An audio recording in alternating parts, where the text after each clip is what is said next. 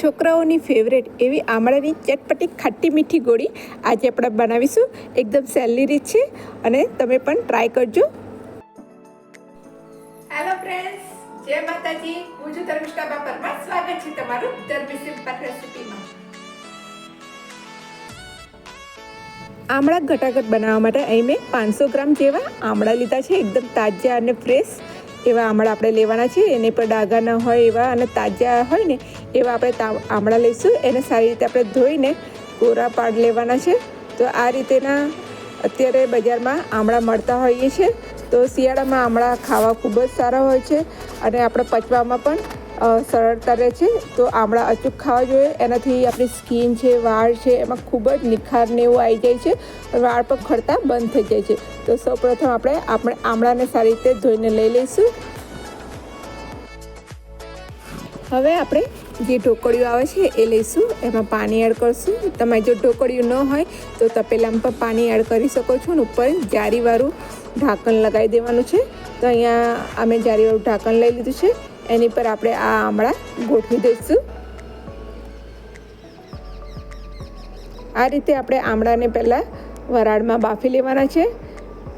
બહુ 10 કે 15 મિનિટમાં તો આ આમળા સરસ બફાઈ જાય છે. તો આને ઢાંકીને હાઈ ફ્લેમ પર આપણે એને 10થી 15 મિનિટ સુધી થવા દઈશું.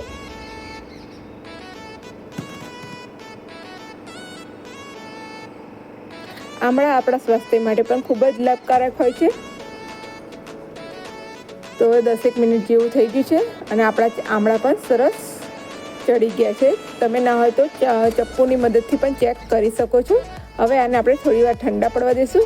ત્યારબાદ એને આપણે આ રીતે એના બી કાઢીને ફોલી લઈશું.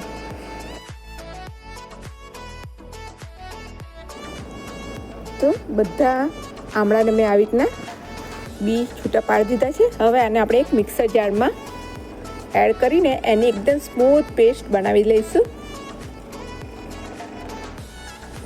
તો એકદમ સ્મૂથ પેસ્ટ બનાવવાની છે. અધકચરી એવી આપણે પેસ્ટ નહીં બનાવવાની.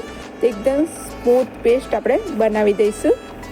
તો આપણી આ પેસ્ટ બનીને તૈયાર થઈ ગઈ છે. હવે આને એક આપણે બાઉલમાં કાઢી લઈશું. તો અહીં મેં જાડા તળિયાવાળું વાસણ લીધું છે. આમાં તમારે લોખંડની કઢાઈ કે પછી પિત્તળની કઢાઈનો ઉપયોગ નથી કરવાનો. આમાં તમારે એલ્યુમિનિયમ કે નોનસ્ટિકની કઢાઈ હોય એનો જ ઉપયોગ કરવાનો છે. તો આ રીતે બધું એનું પૂરણ કાઢી લઈશું અને સારી રીતે બધું મિક્સ કરશું.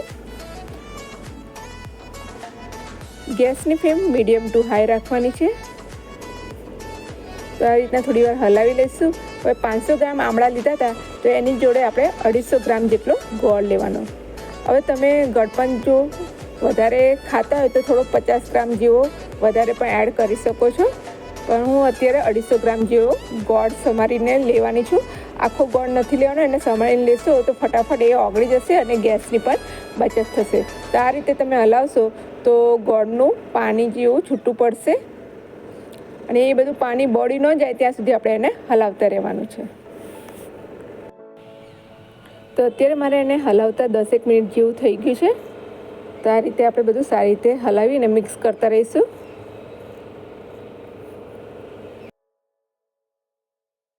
હવે આપણે આને પૂરણને ટેસ્ટી બનાવવા માટે અમુક મસાલા એડ કરશું. તો અહીંયા મેં 1 ચમચી જેટલું સૂંઠ પાવડર લીધો છે.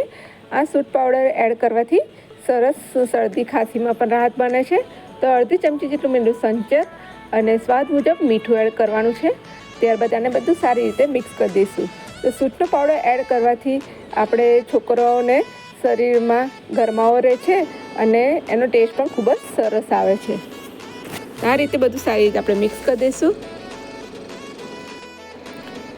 હવે એમાં અડધા મિલ લીંબુનો રસ એડ કરશું. એનાથી સરસ ખાટો મીઠો ટેસ્ટ આવશે અને જે આમળાની અંદર જે કડવાશપણું હોય એ પણ આપણને એવું કડવાશપણું પણ નહીં લાગે.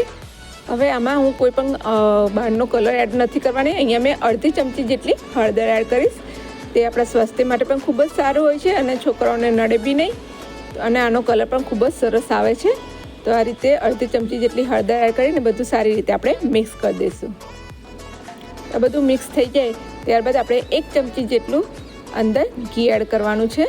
આ ઘી એડ કરવાથી એની શાઇનિંગ સરસ આવશે અને બધું હાથમાં ચોંટે પણ નહીં. જ્યારે એની આપણે ગોળીઓ વાળશું તે હાથમાં ચોંટે પણ નહીં. તો આ રીતે આપણે થોડું બીજું 5 થી 10 મિનિટ જેવું આવી રીતના હલાવી લઈશું.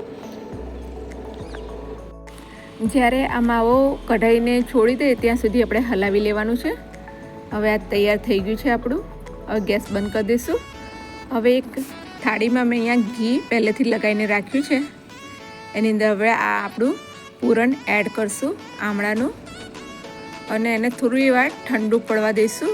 હા, જો ગરમ ગરમ હાથમાં આપણે એની ગોળી વાળશું તો હાથમાં ચોંટશે અને આપણે હાથમાં દજાઈ પણ જશે. એટલે એને આપણે થોડું ઠંડુ પડવા દઈશું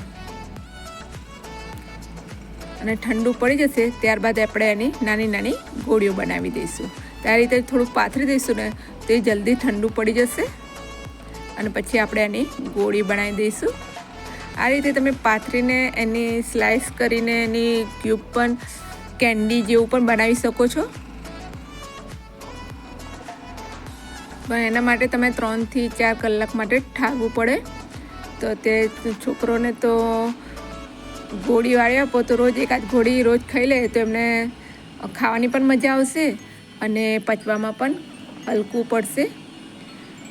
તો 10-15 મિનિટ પછી આપણે એની ગોળીઓ વાળી લઈશું. હવે અહીંયા મેં 2 ચમચી જેટલું બૂરું ખાંડ એટલે કે દળેલી ખાંડ લીધી છે. એની અંદર આપણે અડધી ચમચીથી થોડી વધારે એવો ચાટ મસાલો એડ કરવાનો છે. તો આ એક મિશ્રણ તૈયાર કરી રાખવાનું છે. તો આપણે જ્યારે એની ગોળીઓ વાળીને આની અંદર આપણે લપેટી કાઢીશું એટલે એનો ટેસ્ટ ખૂબ જ સરસ આવશે. તો આ રીતે તમારે ચાકુની મદદથી થોડુંક કાઢીને એને ગોળ ગોળ રાઉન્ડ મારી અને આ જે ખાંડ અને ચાટ મસાલાનું પૂરણ બનાવ્યો તો પાવડર એની અંદર આવી રીતના ગોળીઓ આપણે વાળીને એને લપેટી કાઢવાની છે જેથી એકબીજાને ચોંટે નહીં. અને આ રીતની આપણી બધી ગોળીઓ બનાવીને તૈયાર કરી દઈશું. તો તૈયાર છે આપણી ખાટી મીઠી ચટપટી અને છોકરાઓને ભાવતી એવી આમળાના ગટાગટ. રોજ એક આ ગોળી ખાઈ લેશો ખાધા પછી તો જમવાનું પણ પચી જશે અને એકદમ ટેસ્ટી અને જ્યુસી એવી આપણી આ ગોળીઓ બનીને તૈયાર થઈ છે. જો એકવાર છોકરાઓને આપશો તો છોકરાઓ ખાતા જ રહી જશે. તો તમે એક વખત આ જરૂરથી બનાવજો.